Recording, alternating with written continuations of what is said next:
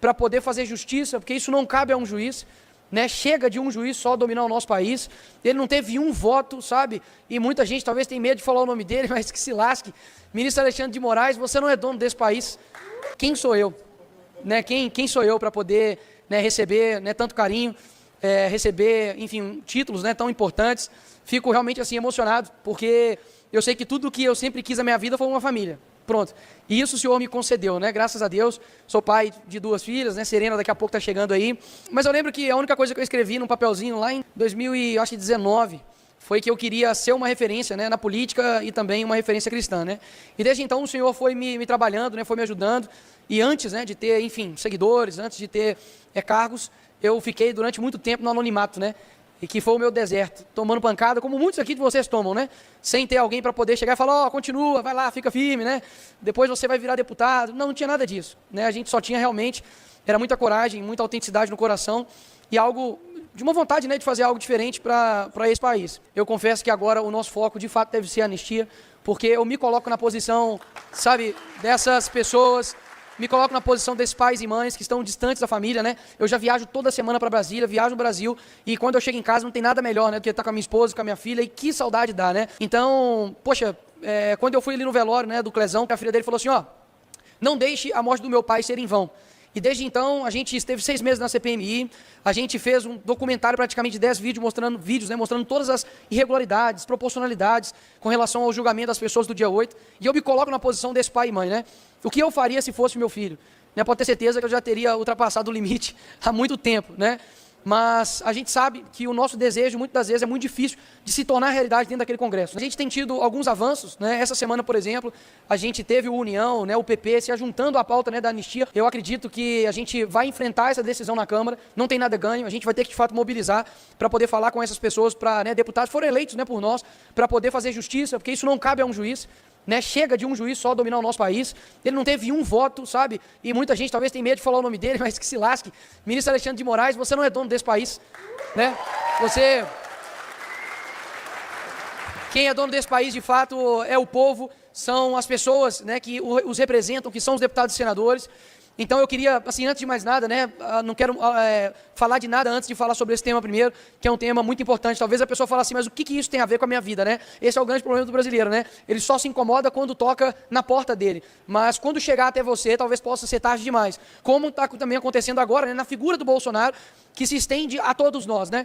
Se um ex-presidente da República está sendo julgado não por corrupção, né, não por ter desviado emendas, não por ter roubado, né, velhinhos do INSS, não por ter construído um porto com o nosso dinheiro, né, lá na Venezuela, não por ter feito nenhum crime, mas sim por uma falsa narrativa de um golpe, né, que aconteceu ali dia 8 na mente deles, que no meio desse golpe tinha um cara vendendo algodão doce.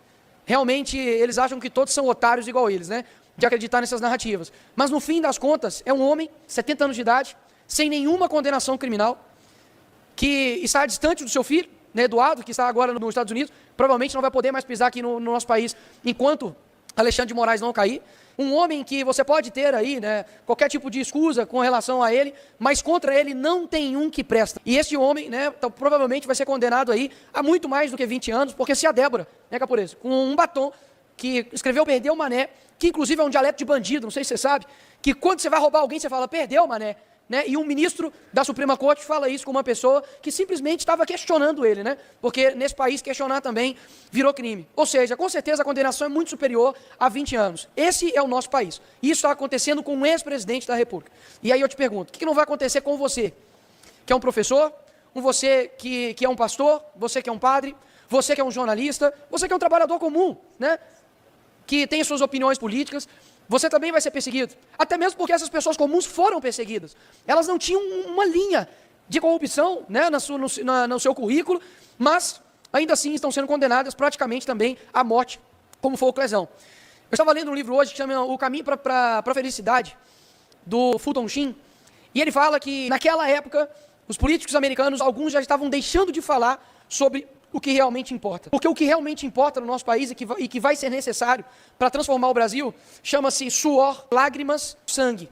O que eu estou querendo dizer? Para poder fazer guerra armada, para poder lutar contra a esquerda e exterminá-los? Claro que não. O que eu estou dizendo é que não tem como alterar um país no rumo que nós estamos sem sacrifício. Isso não exige somente o sacrifício de uma pessoa. Não se pode ser injusto a ponto de colocar nas costas somente de um político para resolver todos os problemas do nosso país. Não é justo colocar somente em uma instituição. Essa responsabilidade é cada um de nós. Talvez isso possa parecer clichê, mas nós temos aqui pessoas de todas as idades. Quem é mais novo aqui? Quantos anos você tem de camisa do Brasil aí? 12 anos, né? Quem é mais experiente aqui de vida aqui? Com todo o respeito, quantos anos a senhora tem com coração verde e amarelo? 85 anos e está aqui. Eu quero dizer o seguinte, você, qual é o seu nome?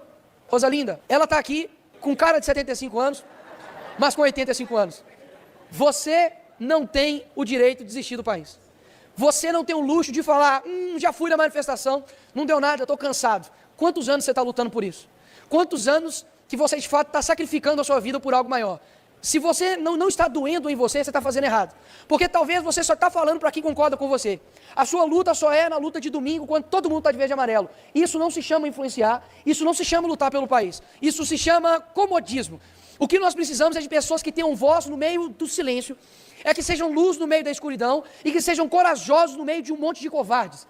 É isso que o Brasil precisa. Não tem como a gente mudar o país se não for dessa forma. Posso falar uma coisa para vocês? Não estou preocupado com a eleição, sabe por quê? Eu sei que ano que vem vai estar Y, X, A, Z, o abecedário inteiro me batendo. Falando, Nicolas não veio aqui, Nicolas não mandou emenda, Nicolas não sei o quê, eu sei que isso vai acontecer, sabe por quê? Tudo que eles têm é preço, nós temos valor. Nós temos valor. Tudo que eles podem oferecer. E não dizendo que isso não possa ser feito. Até mesmo que eu destinei hoje aqui emendas para Uberlândia, né, lá para a ACD. Mas qualquer um, me perdoa, deputado pode fazer isso. O meu eleitor, ele não tem perfil, ele tem caráter. É por isso que eu fico muito em paz, eu fico muito tranquilo. Porque eu sei que se a gente entender isso, Jesus mudou o mundo com 12 pessoas. Nós somos muito mais do que 12. A gente consegue fazer a diferença. Então, assim, eu vejo muitos rostos aqui, não conheço vocês, daquilo que vocês passam, das suas dificuldades, mas entendam uma coisa, se você desiste, você vai estar impactando no Brasil inteiro. Né? Se você que, enfim, é um trabalhador aí comum, se você desistir no seu trabalho, você vai estar contribuindo para muita coisa. Para pensar, se o Bolsonaro não tivesse nunca se candidatado à presidência, a gente nunca teria rido tanto na nossa vida, né? Porque ele é engraçado. A gente nunca teria tido a experiência de ter, de fato, a direita no executivo e mostrado que a gente consegue chegar lá, que a gente consegue governar e que a gente não vai desistir. Então, se eu pudesse dar um recado aqui para vocês hoje, do fundo do meu coração, ainda tem muita água para rolar. Né? Não esperem bala de prata, porque a gente não está lutando contra vampiros, né? Esperem trabalho, esperem sacrifícios, esperem de fato uma luta gradual, mas que vai valer a pena. Eu não quero chegar, sabe, aos meus 300 anos e pensar assim, nossa, poderia ter feito aquilo, poderia ter, sabe, lutado mais, poderia ter orado mais, poderia ter jejuado mais, sabe, poderia ter insistido mais, poderia ter tido mais persistência. Tem um país inteiro contando com a gente. Que bênção que Deus fez com que você entendesse o que eu estou falando aqui agora. Por você não ser uma pessoa que está enganada. Tem muita gente que está enganada aqui no nosso país. Tem ainda uma seara gigantesca para a gente trabalhar. Você que é jovem, né? Vejo rostos jovens aqui. Saiba que tem muito nas suas mãos, né? Eu já fui também, já tive a idade de vocês, né? De 13, 14, ano que vem faço 30 anos. E eu sei o que é pressão do coletivo, né?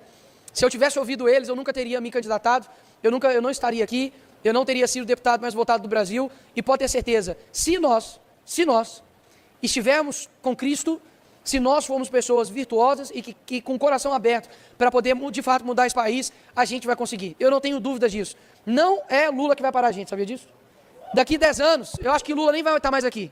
Mas pode ter certeza, o caminho que o PT e a esquerda nos leva, está nos levando, não é um caminho para um país do tamanho que a gente merece. Hoje, o Brasil pode até ser deles, mas um futuro bem próximo não será mais. Muito obrigado, Uberlândia.